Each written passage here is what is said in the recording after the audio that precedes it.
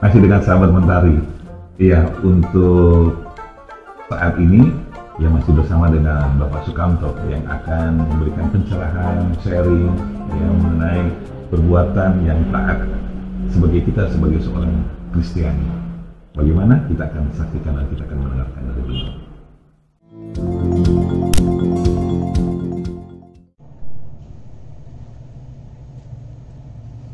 Sahabat Mentari yang dikasihi Tuhan, kita jumpa lagi dalam acara belajar bersama tentang firman Tuhan. Hari ini kita akan berbicara tentang gambaran roda kehidupan bagi anak-anak Tuhan yang taat di dalam perbuatan. Namun sebelumnya mari kita berdoa. Bapa di surga, Bapa yang kami sembah dalam nama Tuhan Yesus, kami datang kepadamu, mohon pertolonganmu untuk kami belajar bersama tentang firman-Mu. Biarlah kiranya kami boleh mengerti, memahami, dan melakukannya dalam kehidupan kami sebagai orang Kristen yang taat dalam perbuatan kami. Kuduskanlah hati kami, dalam Yesus kami berdoa. Amin. Sahabat Mentari yang dikasihi Tuhan, sahabat bisa membayangkan bagaimana roda dari sebuah sepeda atau sepeda motor atau yang ada jari-jarinya, di mana di dalam roda itu ada pusat yang menjadi poros gerakan dari roda itu semua, dan ada bingkai di luar yang diliputi dengan ban dan pelangnya, kemudian ada jari-jari. Nah, unsur-unsur ini akan memberikan gambaran kepada kita, terutama kita yang belajar tentang kehidupan Kristen yang taat pada perbuatan. Yang pertama kita bicarakan adalah poros. Yesus Kristus sebagai poros dari roda itu, dan itu berada dalam kehidupan kita. Perlu kita tahu bahwa sejak saudara dan saya menerima Kristus sebagai Tuhan dan Juru Selamat, maka saudara dan saya hidup bukan kita sendiri, tetapi Kristus yang hidup di dalam diri kita, dan yang hidup kita dalam daging adalah hidup oleh iman dalam Anak Allah yang mengasihi kita dan menyerahkan dirinya kepada kita. Hal itu bisa kita lihat di dalam Galatia pasal yang kedua, ayat yang ke-20 yang dikatakan demikian.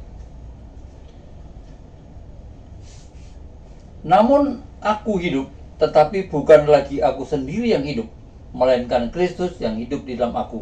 Dan hidupku yang kuhidupi sekarang di dalam daging adalah hidup oleh iman dalam Anak Allah yang telah mengasihi aku dan menyerahkan dirinya untuk aku.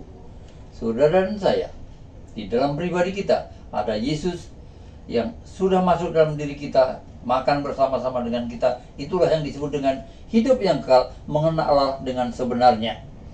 Nah, poros ini, dengan kita tempatkan Yesus dalam kehidupan kita, Dia yang kita harapkan, dan kita pasrahkan hidup kita untuk kita supaya dikendalikan di dalam kehidupan kita.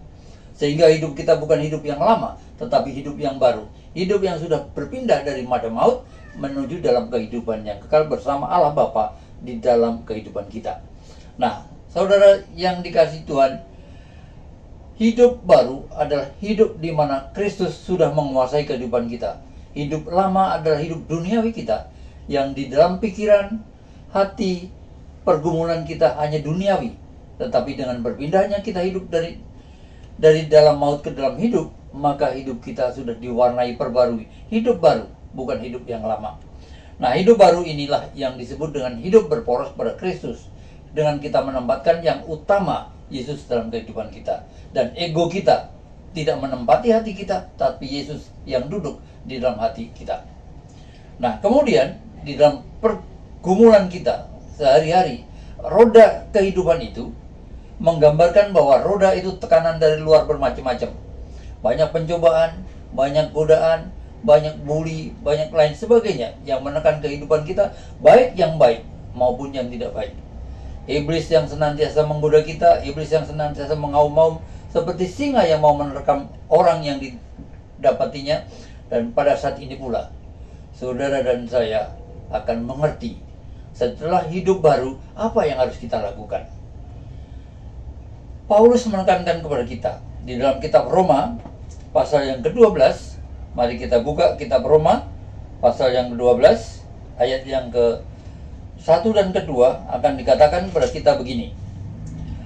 Karena itu saudara-saudara, demi kemurahan Allah aku menasihatkan kamu supaya kamu mempersembahkan tubuhmu sebagai persembahan yang hidup, yang kudus, dan yang berkenan kepada Allah. Itu adalah ibadahmu yang sejati. Sesudah saudara dan saya menerima Kristus, hidup baru sebagai anak Allah, dan sudah dimeteraikan dengan Roh Kudus, bahkan Roh Allah dan Roh kita bersaksi bahwa kita anak Allah, maka itu artinya saudara dan saya berkomitmen untuk mengikuti ketetapannya, untuk mengikuti peraturannya, dan untuk mengikuti perintahnya. Hidup di dalam ketaatan. Taat ada dua pengertian, patuh dan setia. Patuh dalam artian kita mendengar firman Tuhan dan kita melakukannya seperti yang dikatakan. Sedangkan setia adalah dapat diandalkan bahwa kita melakukan firman Tuhan dengan benar, dan juga kita pun dapat diandalkan, dapat dipercaya bahwa kalau kita berjanji kita akan menepatinya. Oleh karena itu, di dalam ayat ini dikatakan supaya kamu mempersembahkan tubuhmu sebagai persembahan yang hidup. Hidup yang bagaimana? Hidup yang hidup-hidupan? Hidup yang penuh dosa seperti hidup sebelum terima Kristus? Atau bagaimana? Tetapi Roh Kudus menjelaskan kepada kita bahwa saudara dan saya harus diperbarui. Oleh sebab itu, hidup kita hidup baru, hidup yang sudah mengenal Allah di dalam Yesus Kristus. Yang kedua, persembahan yang kudus. Hidup, persembahan hidup dan kudus artinya saudara dan saya menjaga kehidupan kita, menjauhkan diri kita dari perbuatan dosa, perbuatan yang melanggar Allah.